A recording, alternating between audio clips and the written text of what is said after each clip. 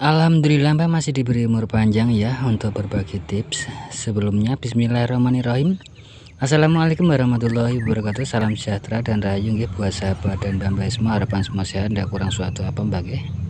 Amin amin ya robbal alamin. Oke Mbak, kali ini saya kedatangan handphone C2 Pro ya, kalau tidak salah C250 kalau tidak salah Mbak.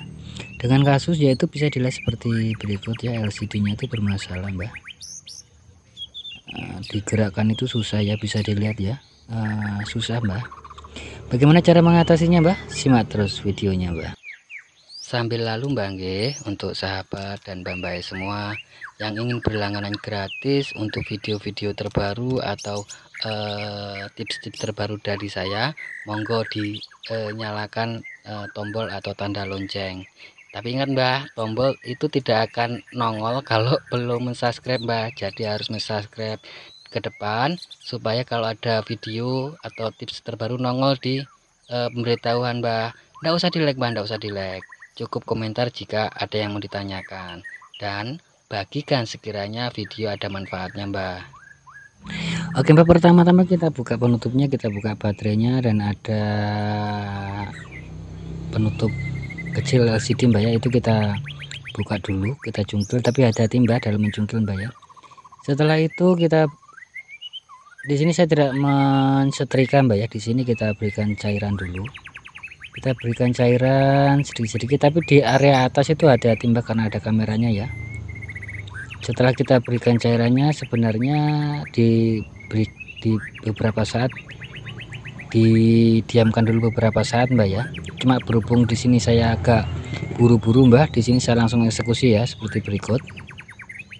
Sebenarnya setelah diberikan cairan itu Mbak, diberikan 2, 3 sampai 5 menit baru kita eksekusi Mbak ya, supaya lemnya itu apa Mbak ya, supaya cairannya meresap ke lem dan lemnya mudah dibuka. Masalahnya begini, ini berhubung layarnya juga sudah ada karu-karuan, satu itu, kedua juga ada pekerjaan yang lain yang minta buru-buru begitu loh Mbak. Jadi saya cara membuka seperti ini, kira-kira seperti berikut ya.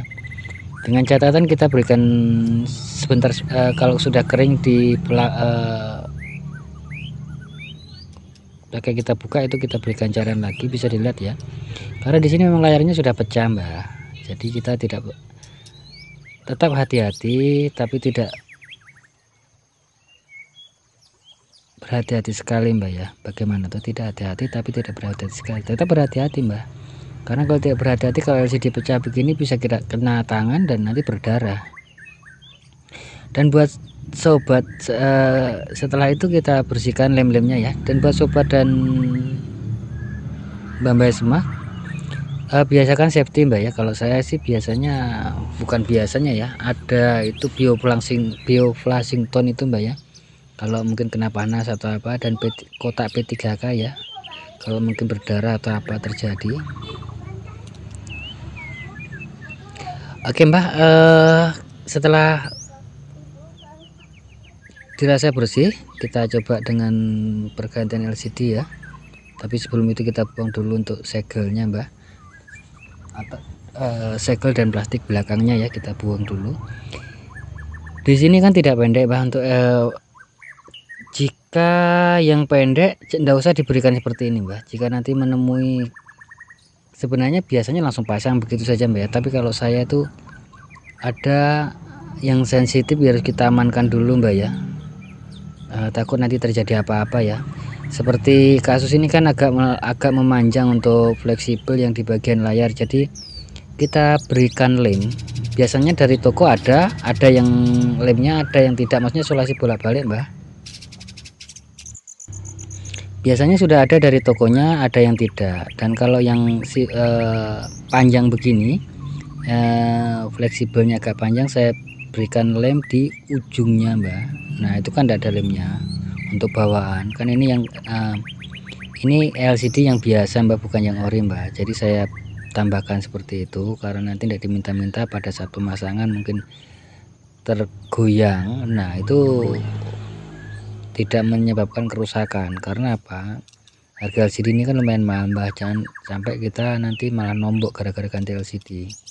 Jadi dengan cara ini insya Allah kita jadi lebih aman, safety begitu loh. Kadang kan dalam pemasangan mungkin soketnya atau apa digerakkan ke sana kemari, tapi kalau seperti diberikan lem seperti ini dulu, kita insya Allah aman Mbah. Karena walaupun kita goyangkan yang di ujung Mbah, itu yang rawan sekali, yang di ujung itu rawan sekali. Nah setelah itu kita coba tes apakah bisa presisi. Kalau dipastikan bisa presisi, aman Mbak ya. Jadi kita tes berarti aman. Oke, lanjut Mbah.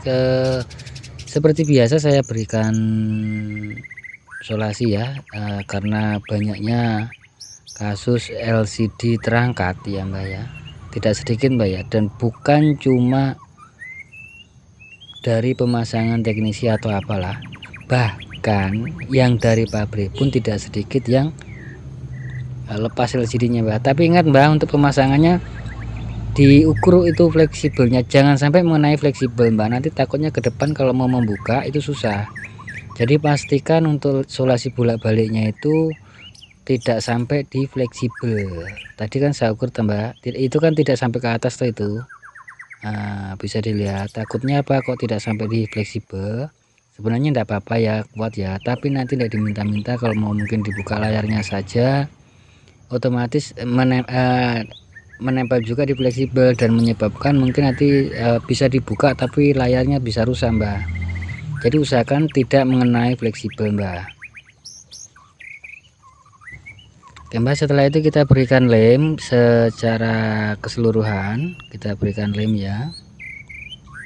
Biasanya di sini untuk kasus-kasus yang penutupnya susah itu tutup belakangnya dulu saya pasang Mbak ya, karena ini penutupnya kan gampang ditutup karena dia tidak pakai baut dan tidak perlu menekan sekali. Jadi di sini penutup tidak perlu saya pasang lem dulu karena penutupnya memang bukan lem-leman. Kira-kira seperti itu Mbak. Oke Mas, sebelum melanjutkan nontonnya, monggo di subscribe dulu. Bagi yang belum subscribe ya, nyalakan tombol lonceng supaya ke depan kalau ada video-video atau tips-tips terbaru dari saya ada notifikasinya Mbak. Oke Mbak, lanjut.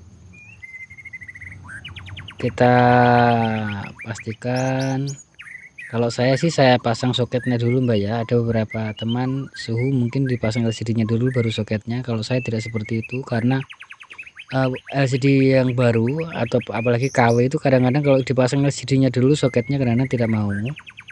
Tapi dilihat dulu Mbak,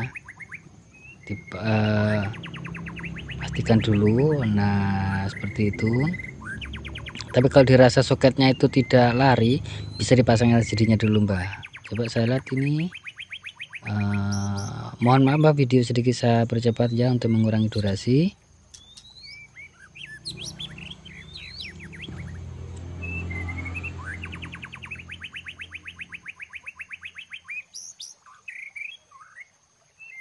Setelah itu kita pasang penutupnya Mbak.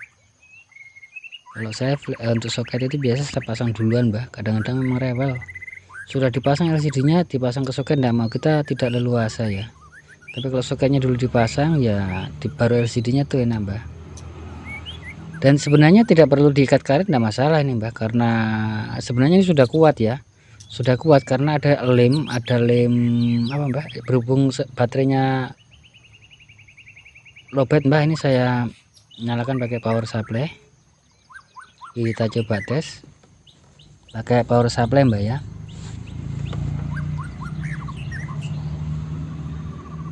Handphone sudah menyala, saya buka untuk pelapisnya. Dan perlu diingat Mbak, itu di bagian speaker atas itu biasanya kadang ada pengaman, artinya anti debu, yaitu supaya debu tidak langsung masuk. Itu biasanya coba cari di LCD yang bekasnya Mbak, kalau tidak menempel di HP. Karena di sini saya lihat itu di LCD bekasnya sudah tidak ada, kemungkinan yang ganti pertama itu tidak dipasang Mbak ya, atau mungkin tidak ada, saya tidak tahu. Biasanya ada pengaman debu Mbak, supaya debunya itu tidak keluar ya. Tapi di sini saya lihat tidak ada, jadi ya terpaksa mungkin saya bilang nanti ke yang pertama punya ya, mungkin ya memang tidak ada. Oke Mbak, kita coba tes ya untuk handphonenya dengan menekan bintang pagar 06 bintang pagar 0 bintang pagar Kita coba tes kalibrasi apakah sukses. Mohon maaf Mbak ya, untuk video mungkin saya blur ya karena untuk menjaga privasi. Aman Mbak ya, tip ini aman Mbak ya, sip. Kayaknya sampai di sini dulu Mbak ya untuk video atau tips kali ini. Jika ada salah kata mohon dimaafkan Mbak ya. Insya Allah nanti umur panjang, bisa bertemu kembali dengan berbagi tips-tips terbaru tentunya Mbak ya. Oke Mbak, buat sahabat dan Mbak semua jangan lupa bahagia, berbanyak dalam mengucap rasa syukur dan sedekah Mbak. Dan khusus buat sahabat muslim, sekedar mengingatkan saja, mari sama-sama kita berbanyak sholawat dan perbaiki sholat tentunya. Akhir kata akhir salam, wassalamualaikum warahmatullahi wabarakatuh.